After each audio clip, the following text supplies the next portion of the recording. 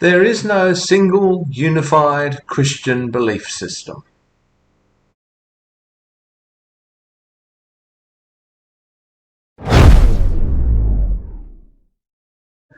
Christianity is an enormously diverse collection of belief systems.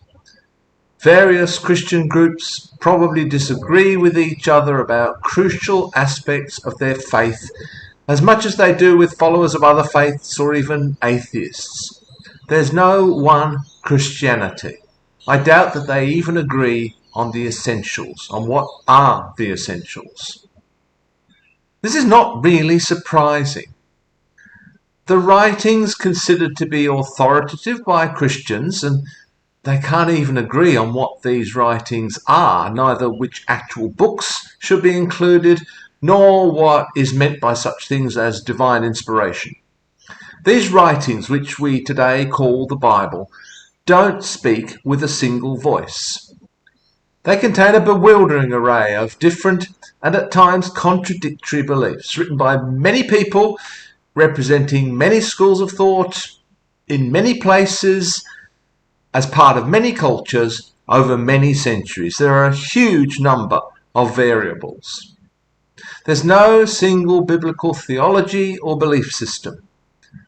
It seems silly to have to say this, but many people who describe themselves as Christians, even Bible-believing Christians, don't seem to know or understand this, or they flat out deny it.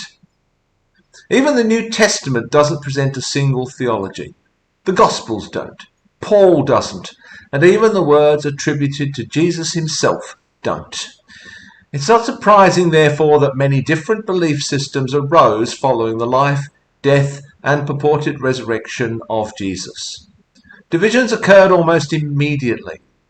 This is evident from even the earliest Christian writings which we have, the authentic Pauline letters.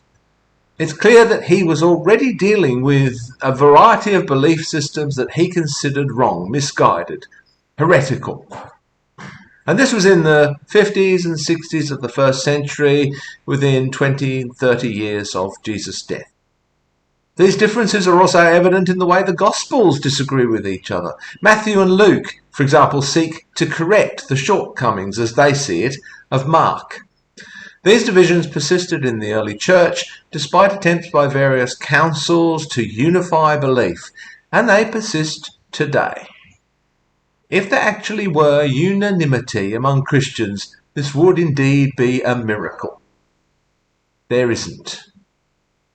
In addition to this, a whole range of factors external to the Bible itself and external to the Christian tradition and the Christian community also influence Christian theology and doctrine, and the interpretation of the Bible and of that tradition. Whichever particular colour or flavour of Christianity you happen to choose, you're having to be selective about which parts of the Bible and the tradition to which you give priority. And this choice will almost certainly be strongly influenced by factors outside the Bible and tradition itself.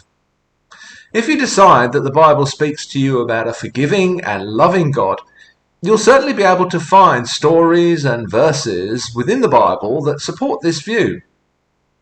However, this will require you to either 1. Ignore other parts of the Bible and the tradition, 2. Reinterpret those other parts to fit in with your preferred dominant narrative, or 3. Simply dismiss these other elements as not central to the message, as conditioned by the times, the culture of the day, something along those lines. And this is what Christians do all the time, whether they realize it or not. Other Christians won't agree with you that love is the central message, or they may give lip service to this idea, but in practice emphasize other ideas. Or they may end up with some weirdly perverted idea of love that no longer looks like love at all, but for which they still use that word. And I think this process actually begins within the Bible itself, if not before. I also think that this leads to far more than just superficial differences among various versions of Christianity. I think it leads to differences that are profound and irreconcilable. Many of the different versions of Christianity are as incompatible with each other as each of them would claim to be with atheism. I know that I'll probably be bombarded by people in the comments who claim to be Bible-believing Christians who see the Bible as containing the truth, the one truth, who will argue that it speaks with one coherent, unified voice because it is the Word of God. Those people have chosen that option, that one option among the many available to them from the menu. Others have chosen differently. I don't mind if Christians pick and choose what they want to accept from the Bible and the Christian tradition. They can't avoid it. All I ask is that they acknowledge that that's what they're doing. It's just a question of honesty. And if they acknowledge that, I would then like them to be equally honest about the factors that have led them to make these choices. To be honest with themselves as well as with the rest of us. I do despair, though, that such honesty, such self-exploration, self-awareness is beyond some Christians. They're too far gone. Of course, I would also like them to choose those items from the menu that lead to a more loving, tolerant, forgiving, and accepting world. They're my biases.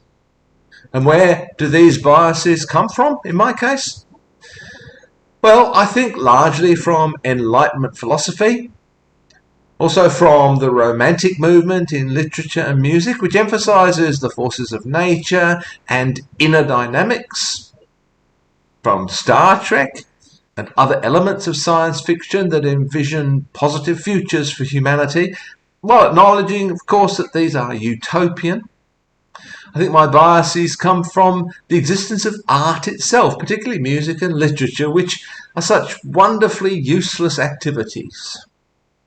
I'm sure there are many, many other factors affecting my decisions, including my own social groups to which I belong, my own upbringing, and most of these I can't think of at the moment. But all of these would shape what I would choose to take from the Bible and the Christian tradition were I to do so. What shapes your choices?